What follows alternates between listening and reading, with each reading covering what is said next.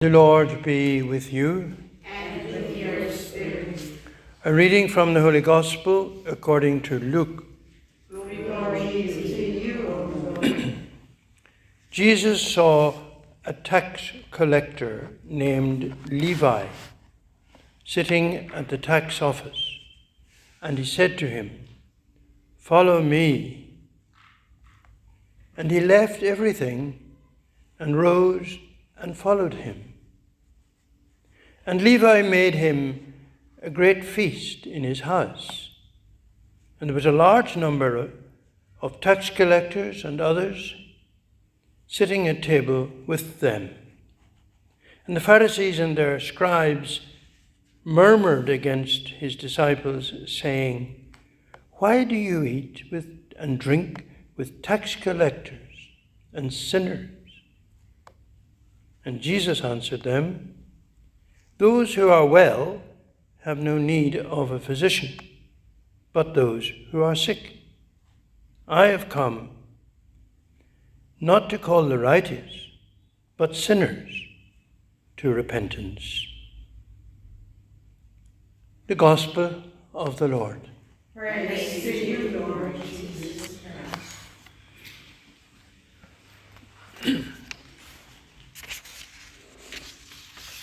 The call of Levi, otherwise known as Matthew, is quite important, obviously for Levi himself, but also for the church and for thinking about vocation and how we are called and who is called.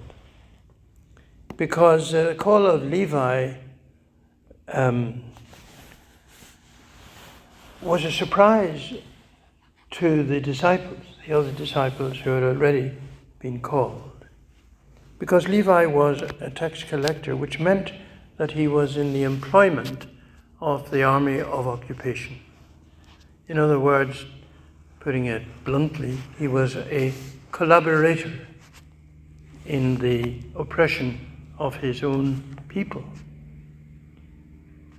Collaborators are despised and, of course, greatly disliked among their own community because they are profiting from the oppression, from the taxes and so on that the army of occupation imposed on the population.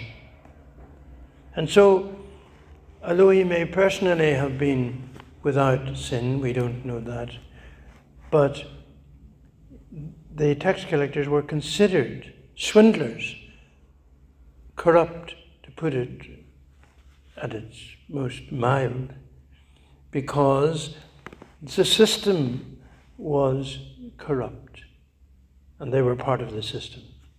The system was that they could collect as much money as they could manage, as much money as they could get, provided they gave the Romans the official that was due, the official money, and then the rest they could keep for themselves. So they would terrorize people and they would collect undue amounts of money and profit by it themselves. So they were, as a class, considered sinners. And therefore, it seems, why should Jesus pick somebody like that, who was so despised and disliked by his own people? How could he be a good evangelist? How could he be a good disciple? Shouldn't Jesus pick devout observers of the law, people free from compromise and free from corruption, and with some skills that would commend them to their own people? But Jesus saw more in Levi than anyone else. Perhaps he saw more in Levi than Levi himself saw. And he saw that he would, in fact, become a very good disciple and evangelist, and that he would help to preserve the teachings of Jesus in his gospel writings. So he says to him, "Follow me." And strangely, again, Levi followed him immediately, left everything as it was, left the office, work unfinished and all the rest of it, and followed Jesus. Followed him with joy. And the first thing he did was celebrate it with a big feast, to which he brought all his mates, his fellow tax collectors, his fellow collaborators, and Jesus, of course, and the disciples, although I imagine the disciples were a bit uncomfortable. But Jesus used the opportunity to explain to those who were very critical of him, to those who were shocked at his choice of table fellowship, that he had come not for people who were observant and good already, but for the sinners, for those who were despised, those who were corrupt.